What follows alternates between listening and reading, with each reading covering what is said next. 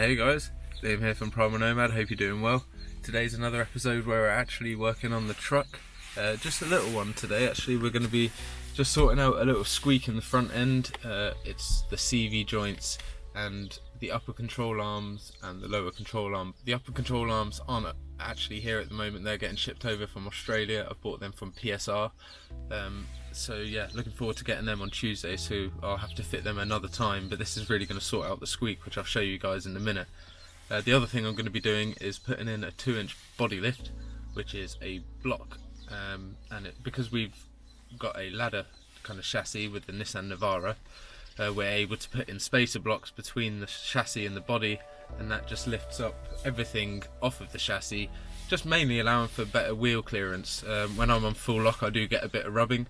That's because I've got slightly bigger and offset tyres, and if I do go any larger that will obviously start to be a bit of an issue, so this will just give me some clearance. Yeah, looking forward to getting it done, and I'll show you some of the progress. It's not going to be too much of a how-to, but you know, little bits and pieces. And again, for anyone excited for any bushcraft stuff, there'll be another one coming out extremely soon. So here we've got the front end, and I'll try and show you the squeak.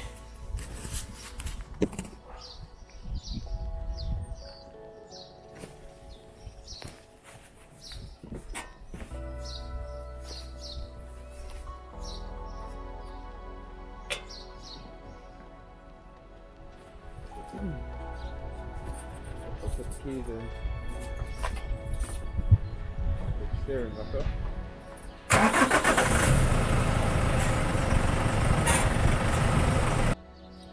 So another reason for getting the adjustable upper control arms is really to stop this, which is premature tyre wear on the front kind of outer edge. This is caused by the camber on the wheels. It's a bit hard to show you now because they're offset, not offset but kind of angled in, but if you can see there, the camber of the wheel is actually slightly tilted inwards, and that's caused by the ball joint on the upper control arm in here to be pulling this arm out of alignment. So the stock upper control arms, which are these here, just don't have any adjustability to allow me to gain caster or camber back into my alignment, so the geometry on my front end will always be out. So that's why I'm going to be replacing them with aftermarket ones, again like I said from PSR, and that will allow me to adjust the position of this ball joint to reposition the camber. So guys, I've got new front CVs, and these are just a full CV assembly. Comes with a new nut on the end. It's got obviously inner and an outer joint, and yeah, really just thought it's worthwhile doing both of them. That's where I'm getting the squeak from. On my MOT it did say that the outer CV boot was perished, so on both sides, so it's just worthwhile doing, and I know that will be guaranteed for quite a long time. The other thing that I do have is this, which is a little bit hard to see in the bag, but I'll show you when it's out, and that is a new lower control arm for both sides. And if we go over to the car, that is this section here where the ball joint goes in and then connects down over here. After previously installing my suspension lift, it was really good to get onto the other tasks, like the upper control arms to bring back the geometry in the top, lower control arms, and also new CVs. Not having a 32mm deep socket, we had to improvise, and Tom came up with an ingenious idea to make a tool just to get the wheel nuts off. So we needed a 32mm socket to get the wheel nut off. So you had to use this extension, but we don't have a socket that's big enough for this, so we've got to make a tool. He had a 32mm socket, but the extension bar needed for it was about 1/4 of an inch or 25mm, so he got some angle iron and went to town making a tool just to get the wheel nuts off. Even the workmanship that he put into this tool carried on to instill faith in me that he was always the right person to do the jobs that I needed to be done. It was also always a great experience just learning new things from Tom and picking up new techniques for if I have to do any of these repairs on the road.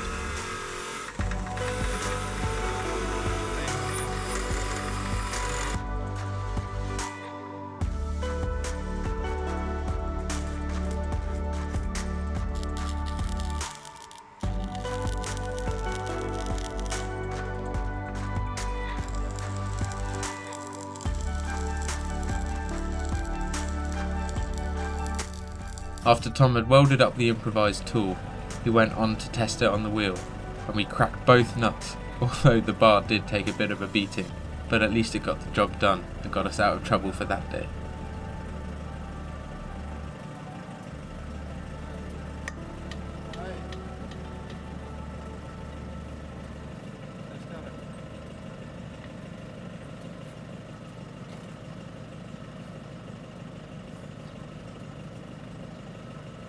Did his job, but severely twisted. It's gone pretty hard.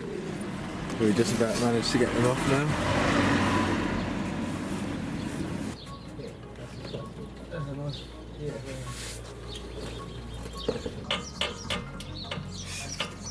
That's a squeaking. Here, guys, is a prime example of why I'm getting some extended upper control arms. You can see the angle that ball joint's at and how the upper control arm's now in contact with the upper suspension strut top mount. So yeah, not good when in full articulation. After finally cracking both of the wheel nuts, we could get the wheels off and start with the project we'd actually come to do. The first job was going to be releasing the ball joints, and that sometimes could be a bit of a task, but fingers crossed we didn't have any rusted bolts. So it's been 6 months since we installed the suspension, Tom? It's all looking pretty good, just needs a bit of a clean, to be honest. Needs a good jet wash in there. You can see how that's very close to that top mount, hey? That upper control arm. Yeah. So these extended ones have come out a lot further.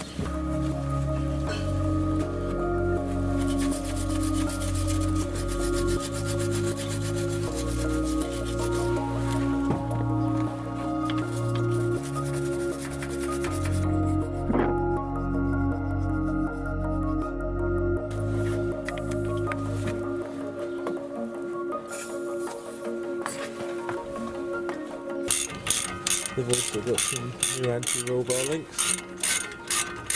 Having decided to go all out on the front end, it was worthwhile doing the anti-roll bar links, as I'd noticed there was some excess play in the ball joints on those last time I'd looked under the motor. These can also be a problem with alignment, so it's always worth just checking them, and if so, replacing them. The same with the ball joints on the lower control arms. This time it actually worked out cheaper for me to replace the whole control arms, as there was quite a lot of rust on the old ones. But in the future, I'd probably invest in a press and just swap out the ball joints. Now I know that these ones are in good condition, as are the bushes, which can also be a total nightmare to remove, and in my case were completely worn. So I'm having a bit of trouble with this here, which is the ball joint bolt. It's just the pin that holds across the bar at the bottom and clamps it in, but we're just using an air gun and we're going to put a chisel just in the slot at the back to spread it apart. So much stuff came out. Look at that. That's a lot of play.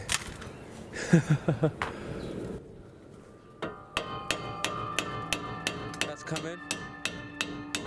That's straight out.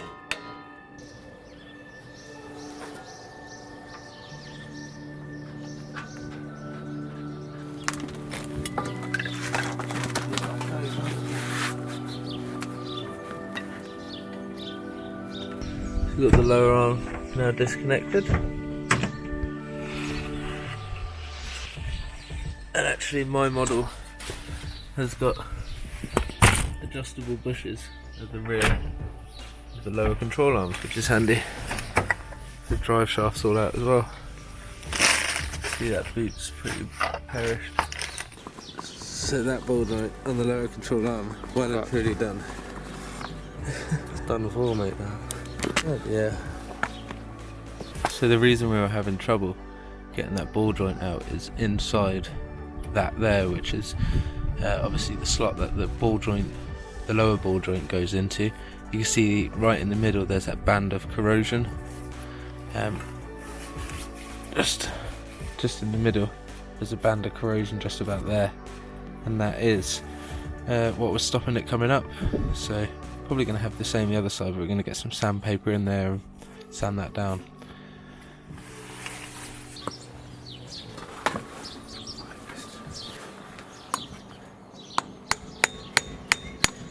Does that clip? Yeah. I want to know the reason. Right.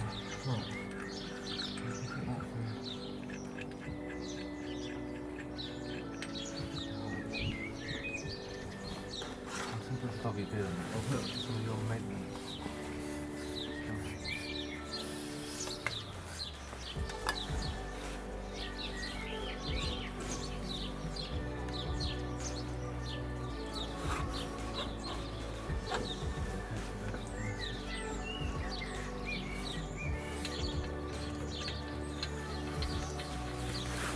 Try and get that.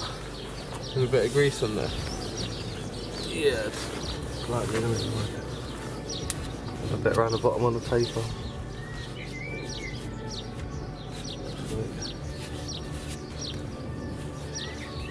You never know, it might just slide in. Be nice if it did, wouldn't it?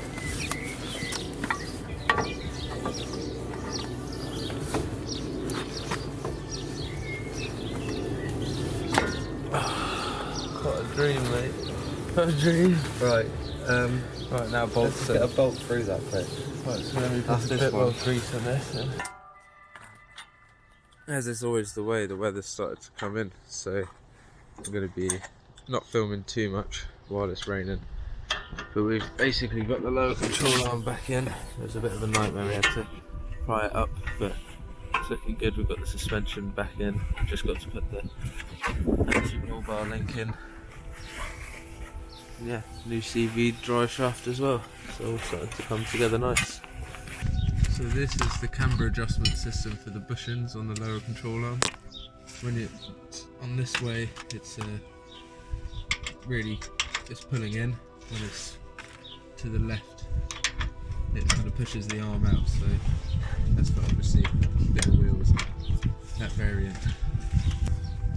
You don't want it even moving, is it? That's good, isn't it?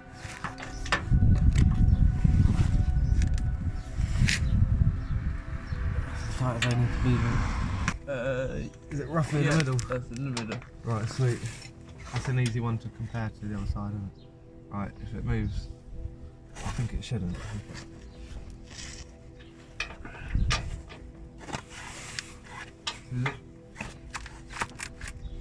That's good. Got brand new lower arm, CV, obviously bushes and ball joints, and now we've just got to do the anti-roll bar link, which Tom's about to do. Then we've got to do the exact That's that way, same on Liam. the other side. That's like that. Yeah, So that means that one goes to the top. yeah, bolt at the top.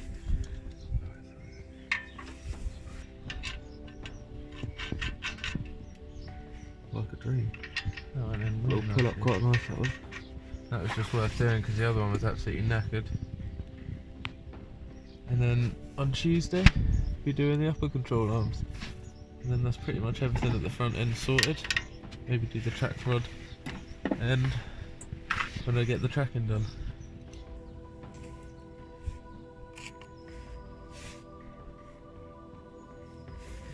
So we've just done the other side now, so that's both lower control arms, CVs and soon to be anti-roll bar links.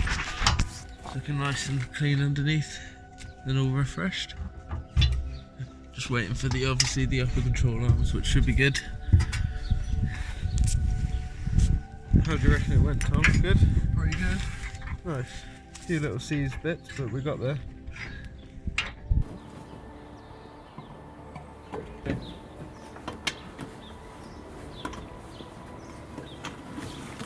So yeah, we've just fit the all the lower control arms and the new CVs, and we're just about to put in the body lift. This is a 2-inch body lift. Like I said earlier, it goes in between the chassis and the body.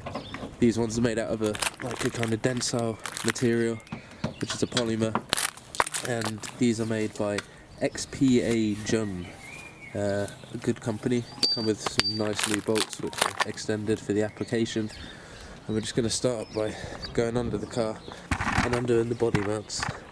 So it's not going to be again a how-to, but just a little bit of a progress. So there's 6 bolts to undo. One of them is just in under the footwell.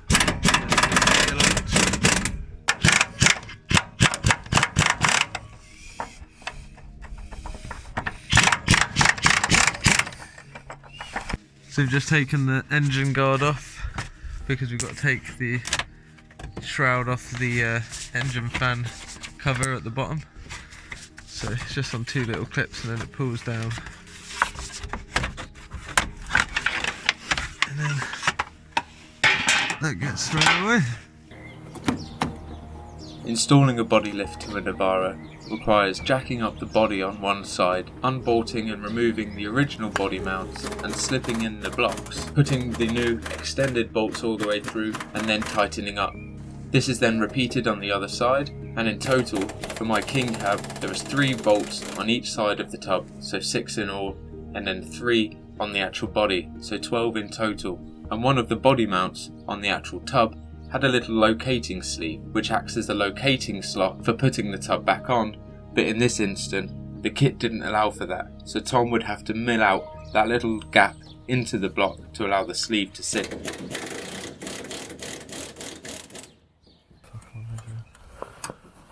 There's a little captive sleeve in there, isn't there?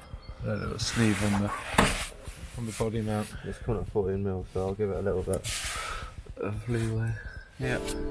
So we've got to mill that out of these body blocks. They don't come with any instructions, so we've just got to find all the body mounts and put a block in. We've got the block in Tom's lathe. He's going to mill out the middle just to bring it to the right diameter to go over the kind of captive little sleeve. It's about 15mm deep, is it? About that much, Yeah, isn't it? 15mm.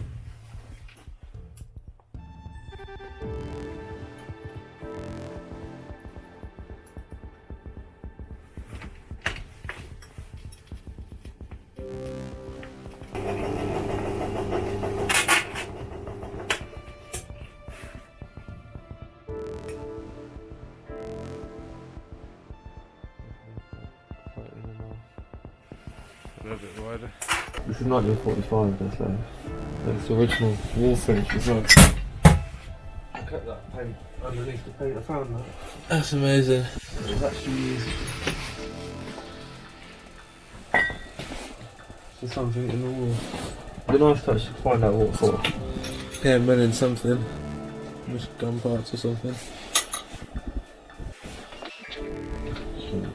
Of course, Tom didn't just have any lathe. He had a 1945 wall finish lathe, and his skill on it showed. He makes all sorts of different aluminium pieces, hand turns brass, and mills various different things in his spare times, including steam engines, small scale ones, which are really impressive and one day I'll have to get on camera for you. But nevertheless, he set up the jig and really carefully milled out the block to the exact size of the captive sleeve so that that would sit on top and not cause any complication or excess wear. So that's the block as it normally comes, and we had to mill out, or Tom had to basically lathe out a little section for the kind of flange that comes down like a captive kind of sleeve that's on the body. So absolutely neat work, really precise. So Tom's working away, just putting in literally the last, and it's the first one on the car actually, but the last one to go in, the suspension block or block lift. Yeah, it's gone well. So tomorrow morning when it's light, I'll show you the difference. So as I said, I'd come and show you guys the next day after doing the body lift. You can see inside there's one of the blocks. this was actually a spare block that came in the kit. So on both sides, we've put them in here on top of these rubber mounts to support the middle of the tub on the chassis. And there's another one, and they continue all the way down the body. And they've worked really well, and all the paintwork lines up perfectly. After doing the body lift, the gear stick actually doesn't go into reverse very well because it contacts this. So what you've got to do is take off the gaiter and remove the gear stick to bend the gear stick just about here on this corner. And you just want to bend it so it's a bit more upright, and then that will allow clearance into second, fourth and reverse. So we've got the gear stick out of the Navara now. So this is the assembly, what it looks like. There's 3 bolts that hold it on, and it only goes in one direction. So this is the front area here, and the idea is to kind of counteract this bend. So it's obviously bending too far back, so you want to bring it more upright. So going to decide where the best place to do that is. So we've got the gear stick in the vise now. We've got the front facing away from us, so what the idea is, we're not going to be able to bend it there just because of this, the way this is all held. So we're going to actually bend it here, which is low enough to go past the trim, and we've got to bend this shank forward so it ends up at this angle, so it's aiming more towards the front of the car, so when the gear sticks in, it's kind of gives more clearance to the back.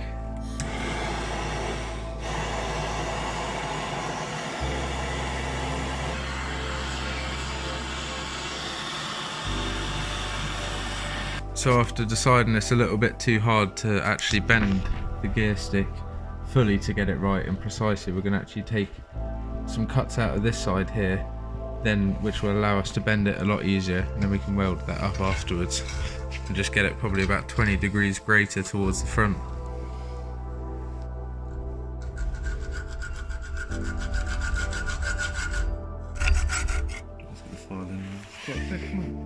It is. I reckon that'd be quite good.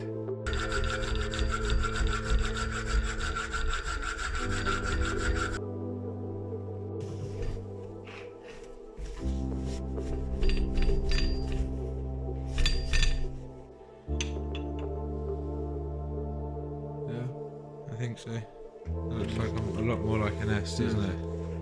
Yeah, because it would have been up there, so that's perfect. Get a bit of weld. What, do a little seam along that? Fill it up, and then I'm going to weld a line all the way down the middle just to brace it. Nice. I ain't stressed it too bad. No. All of this excess work to the gear stick is really essential if you don't want contact with your plastic trim and don't want issues getting into reverse. It might seem a little bit overkill, but I did find the extension bar provided by the kit just didn't cut it. Now that might be different on your Navara, as each gear stick may be different, but nevertheless, this is well worth the time, and the weld that Tom did was ample reinforcement to make sure that that was never going to go anywhere, and it just made the ride that much more comfortable. So guys, we've got the modified gear stick now. You can see it's at a much steeper angle towards the front, so that should help clear all of the trim inside for selecting the gears. Tom's done a good job on the weld. Reinforced it as well, where we obviously took that cut out, and I'll give that a lick of paint as well.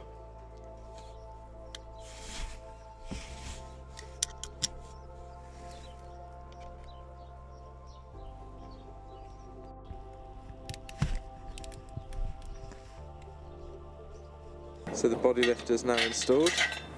It's a lot higher. In fact, it's made the clearance for the wheels a lot more accessible, so we can actually do the upper control arms. So if you haven't guessed, sorry, it's the next day. So I in fact have had my parcel arrive from Australia, and here it is. And that has got inside it my adjustable upper control arms from PSR. It's come all the way from Yatala in Queensland, just outside of Brisbane. Not too far from where I was actually. So here we are, guys. Opening up the box. This is again from PSR, Performance Suspension Racing. Look in here, I think we've got 2 little tags to cut on here.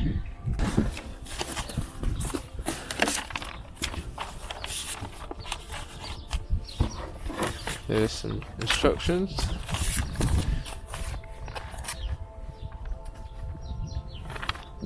So this is for the Nissan Navara D40. As you can see, adjustable upper control arms. We've got a front and a left, and it looks like we do have what I was hoping for, which is a PSR sticker. Quite a few PSR stickers, which is awesome. And some grease. So I've just unboxed the PSR arms. I have to say they are absolutely stunning.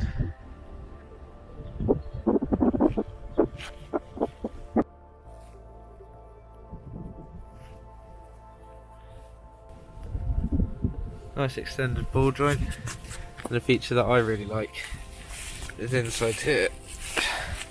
It's pretty hard to open. It's got a greasable ball joint. So there's the grease nipple on the top. You can see the lid there has this kind of rubber seal, so water won't get in there. Really nice quality from PSR, well worth the money. Yeah, really happy to be putting them on the vehicle. So for the upper control arms to come out, you've got to remove the top ball joint here and the two pins that go through the arms at the back here, through the bushes and the cross tubes. So they're all slackened off, so Tom's now going to remove all of these.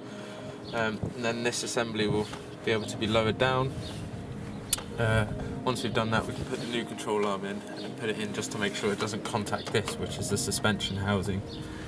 And if it does, we might have to trim some off that, and if it doesn't, we should be okay, so we'll just see. I'd been waiting for months for these upper control arms, not literally for those to arrive, but just to solve the problem, as ever since I did the suspension upgrade, my camber was totally off skew, so my tyres were completely pointing inwards up at the top. This I knew would finally resolve it, and it was just a weight off my back knowing that my tyres were going to last that little bit longer, which meant they could get a rotation in a few weeks' time. The shipping from PSR, or Performance Suspension, over in Australia was extremely swift, and I can't recommend you guys enough to go over and check them out. There aren't many options available for the Nissan Navara over here in the UK, but there are some other options popping up now from companies like SuperPro, so it's always worth just checking those out too. But these were good quality and could see me through potentially a Titan swap in the future. So you need two 32mm spanners to adjust these. You want them on the shortest setting. What I've done is just left a tiny little bit of thread visible here, and that's just to allow adjustment, so if you ever do adjust, these don't come straight off of the threads. So they're both in the upright position but in the shortest position, and then we've got to locate these in here into these two mounting points, one here and one here. Rest it down and just see if the ball joint's going to clip here.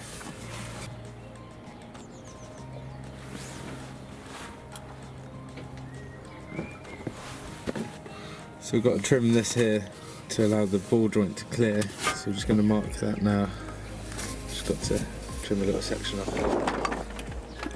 So we use the socket and an extension to hold the arm up while we do the grinding.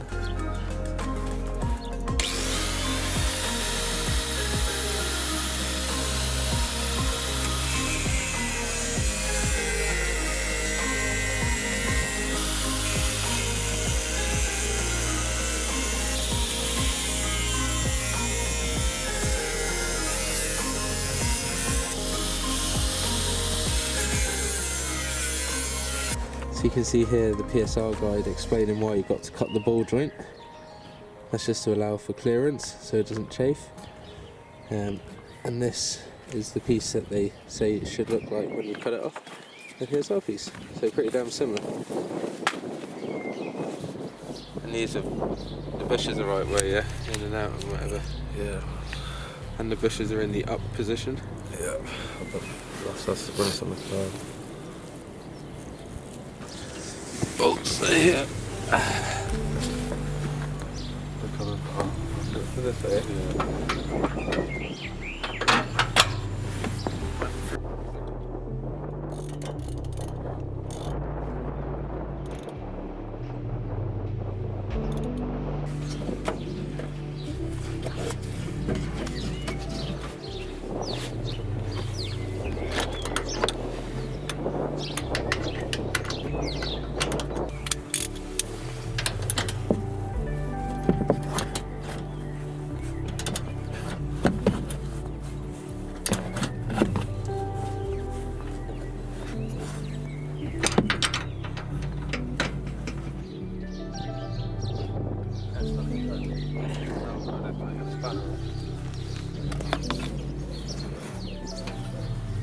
So basically guys, these two nuts here, there's two nuts that lock against each other and they allow you to adjust the length of this bar, and then this here tightens up that adjustment. So you lock them two bolts together, so they're both one's a reverse thread and one's a normal thread, so you loosen this one off here at the back just slightly, then start loosening this one and keep working it out.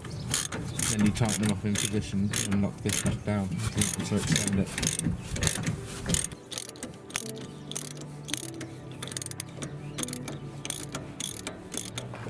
So we have one upper control arm from PSR fully installed. Put the wheel back on and see.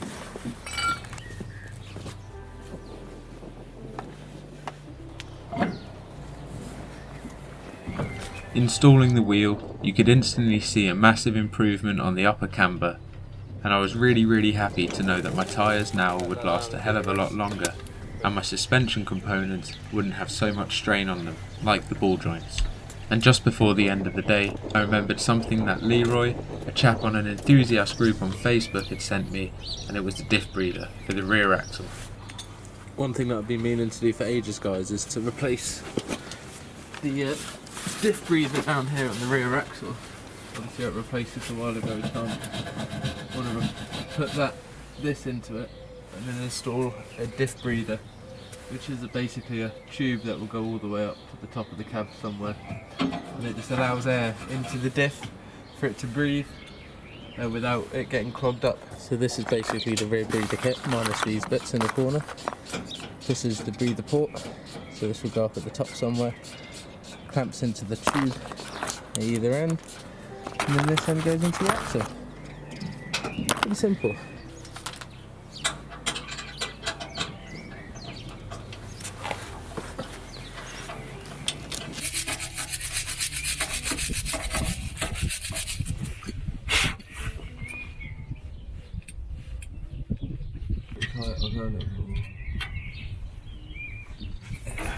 Awesome.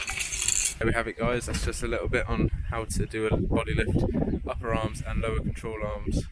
Again, not really a how to, but you know, more of just the progress. So almost ready to go on a maiden voyage, I think. Thanks ever so much for watching guys, and until next time, I'll see you later.